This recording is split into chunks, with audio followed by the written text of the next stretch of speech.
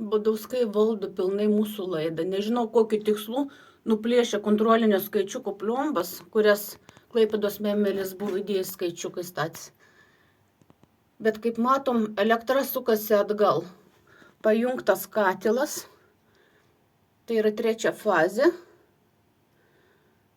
Ir elektra sukasi atgal. Šitokiu būdu Badauskai reguliuoja sukimosi greitį. 2, 3 fazė yra vagiama.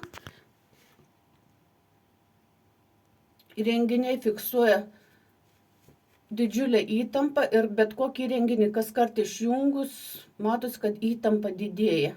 Kuo daugiau įrenginių sujungim, to įtampa nukrenta. Badauskai pilnai valdo laidą. Va.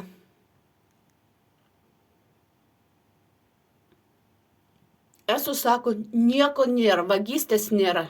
Ignitis sako, vagystės irgi nėra. Šitaip profesionaliai Badauskas Vytautas pasijungė. Įsilaužė į namus, nuplėšiamas pliombas, susijunginėjami laidai. Kokiu tikslu buvo tai padaryta? Tik tai Palėpėje yra nuplėšyti laidai, apsaugos kamerų,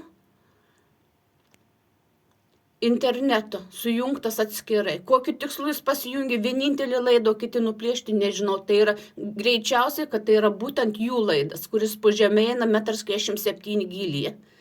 Įrenginys buvo aptikęs. Policija ignoruoja profesionalių kibernetinių, ne tik kibernetinė vagis, tai yra profesionalūs vagis, nusikaltėliai, kurie 14 metų terrorizuoja mus. 12 metų kentėjau, draugiškai bendravom. Maniau, kad jie tik kleptomanai, bet pasirodė jie ir profesionalus vagis.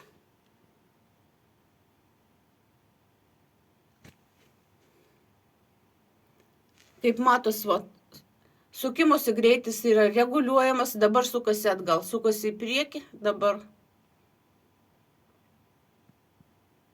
Šitai Badauskai reguliuoja sukimosi greitį. Sukasi atgal, sukamės į priekį.